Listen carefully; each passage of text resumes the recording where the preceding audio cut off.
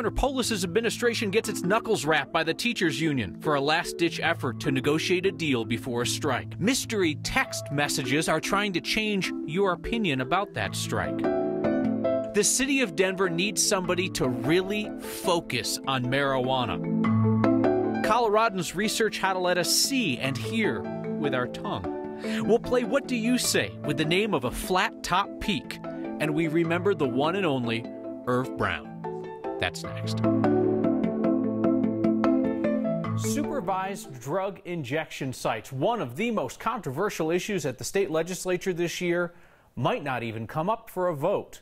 The issue appears to have wavering support from Democrats who control the legislature. The woman behind the effort, Senator Brittany Pedersen of Lakewood, told me a few minutes ago she is still gauging whether there's enough support to allow Denver to become the first city in America with one of those sites. She blames a campaign of fear by opponents of the injection sites. Senator Pedersen texted me, quote, "I'm unwilling to give them a bright and shiny object to stigmatize people even more who are suffering from this disease. Their fear-mongering is shameful." I want to be clear here. If supervised injection sites don't pass or don't even come up for a vote at the legislature this year, it will be because Democrats, who don't need a single Republican vote to pass a bill, it's because Democrats have abandoned that idea.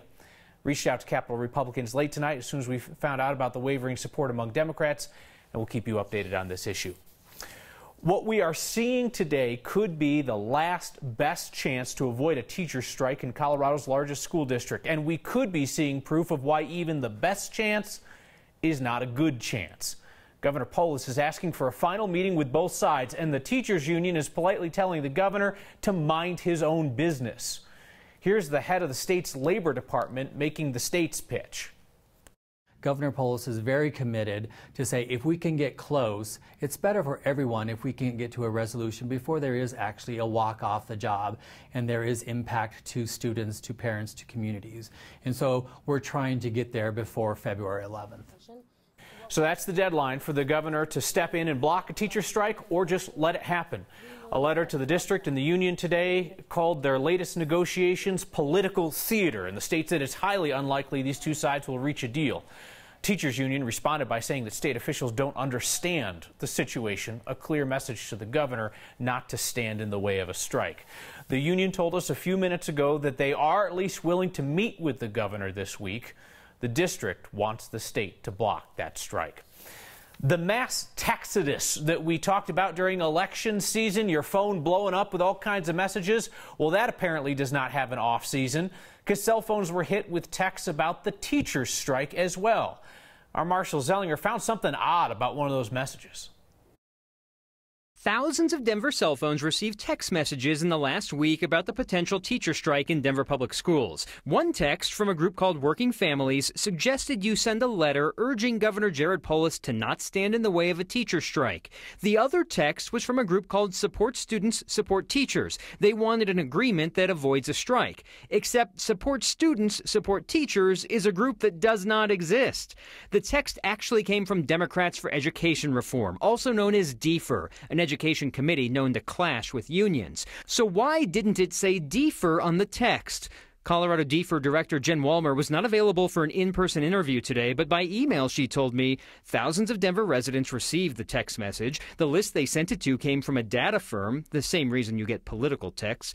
And in this case, the DFER Political Action Committee was not the source of funding for this effort. As this was not a political campaign, it was and is not appropriate to brand our text messages as coming from DFER. I would say there's a pretty strong difference between what is legally required and what is ethically required, and identifying yourself seems pretty basic. Wendy Howell represents Colorado Working Families, which sent the text in support of the teachers who want to strike. We sent it to about 6,000 people. We have no way of knowing whether they were students or teachers or anything like that. We sent it to 6,000 people who were in Denver, so they were in the district, but we don't know about their relationship to the schools. As we've told you in previous mass textodus stories, the FCC is okay with this as long as they're not sent from an auto dialer. And they're exempt from the state's do not call registry if they are conducting political polls or soliciting the expression of opinions, ideas, or votes.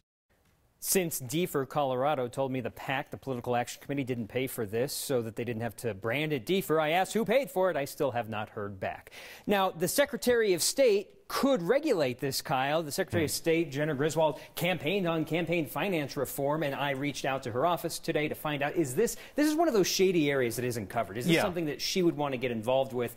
She's at a conference of secretaries of state in Washington, D.C. We didn't connect on this, but this could be something that, if you get this text, you want to know, hey, is someone watching this for me? And right now, this is unregulated. Well, listen, that's what she campaigned on, said she wanted to get into this arena. All right, could be the perfect example. Marshall, thank you. Denver wants someone who can really focus intently on marijuana. Before you call your kid out of his room, you should know this is a professional position. It's in the city's excise and licenses department.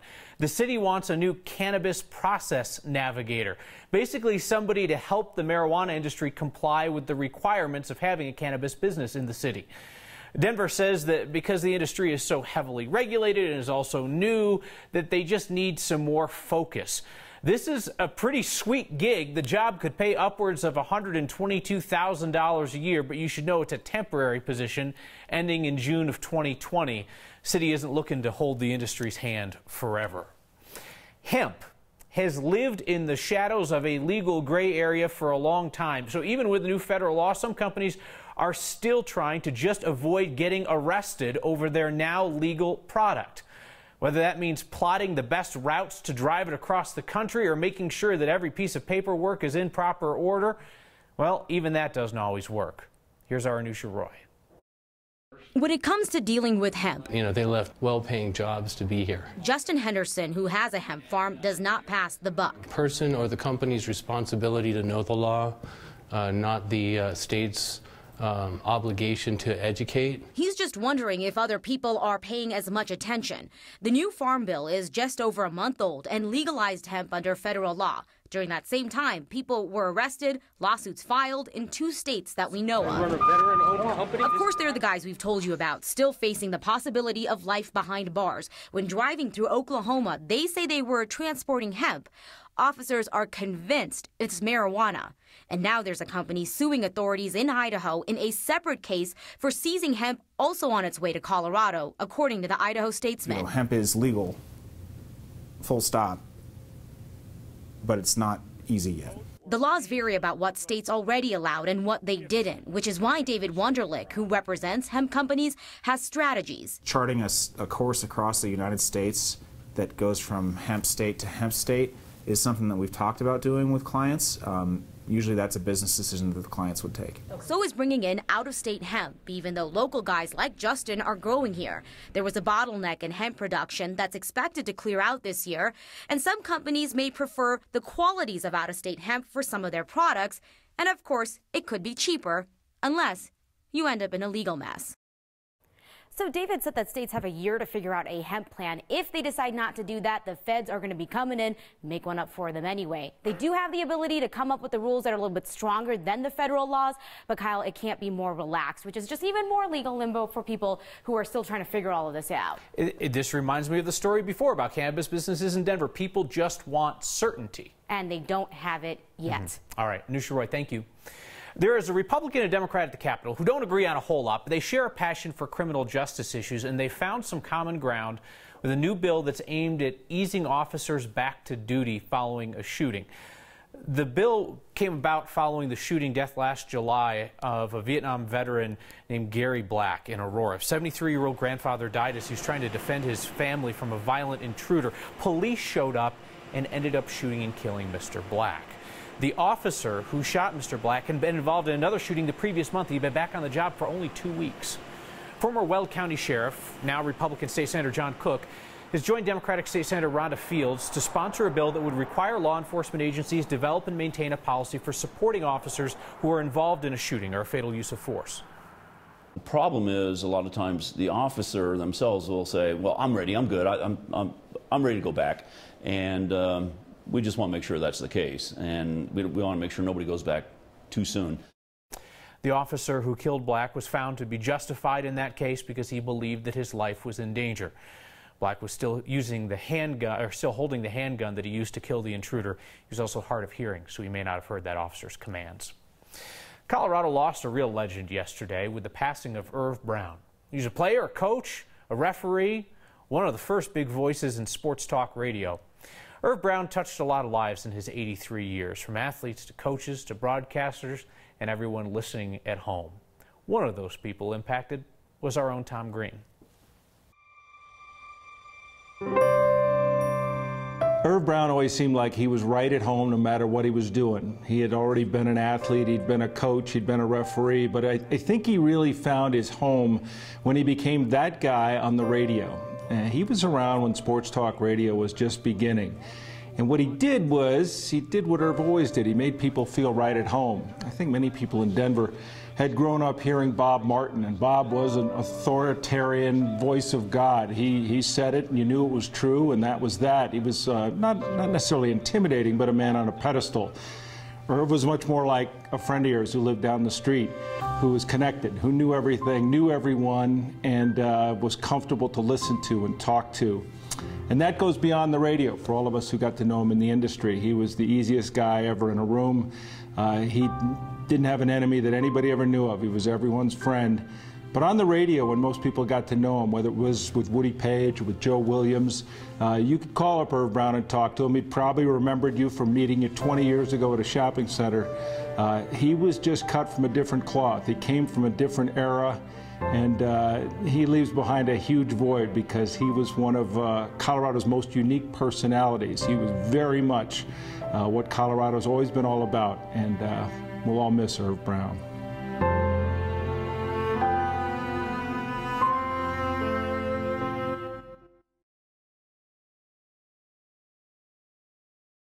All right, what do you say?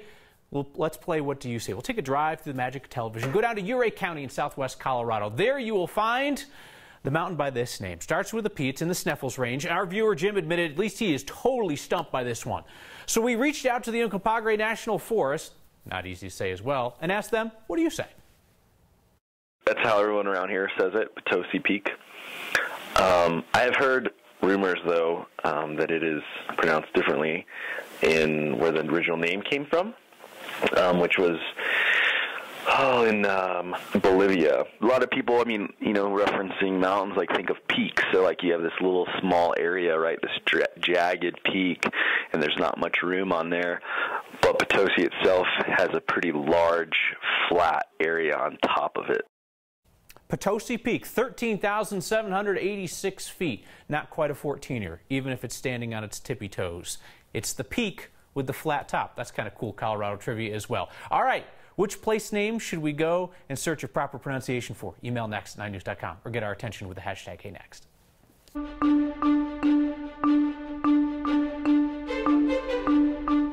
Windy and warm this Monday, not too shabby for the first week of February, one of our colder months on average. And look at the number. The average is 45. We're almost 60 in downtown Denver today. But there's changes afoot, and there's the storm we're tracking off to the west of us. Coming in, it'll bring mountain snow as early as tomorrow. We've already got winter weather and travel advisories posted for the high country. Piece of that energy will bring a blast of cold and snow to Denver, but not till Wednesday. Snow looks like it'll start Wednesday morning around 11 o'clock in the morning, and we're looking at about 1 to 3 inches of snow here. So definitely the Wednesday evening drive will be more impacted by this incoming storm than Thursday morning. But tomorrow, everybody heading up to the high country on I-70 will be impacted by the cold and the snow with the winter storm watch that has gone into effect for up to a foot of snow for many areas. Not tonight, though. Looking pretty good in the high country and in the city with our low at 28. Partly cloudy skies. Some areas of fog late, burns off. Sunshine tomorrow.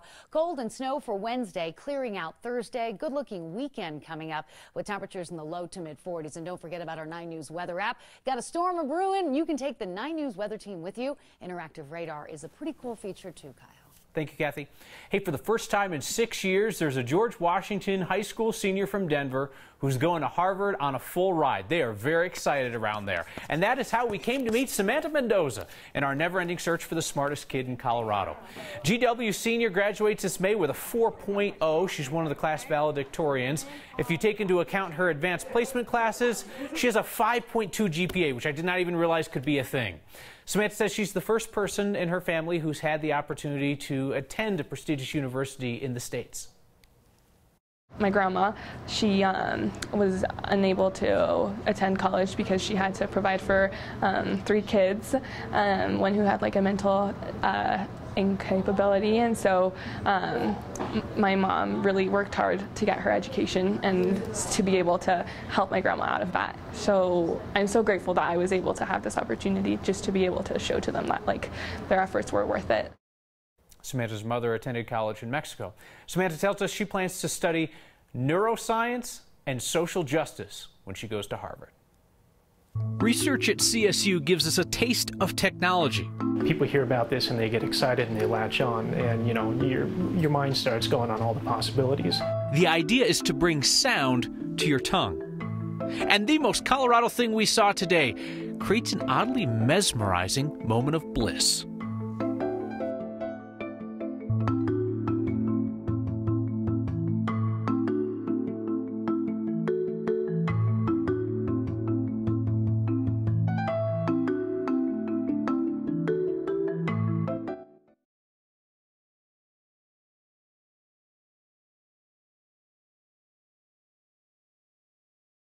You have to see this next story to believe it.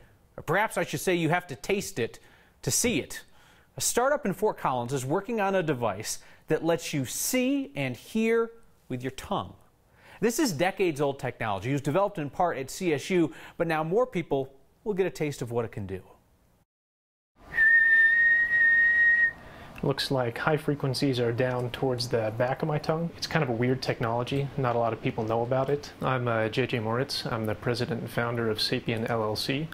We're a CSU startup, and we, among other things, we do research and development for sensory substitution. The device is called the Cthulhu Shield, and it's a development kit. You can write your own sketches and computer programs and smartphone apps to create different types of sensations on your tongue. This is what CCR looks like or feels like on your tongue.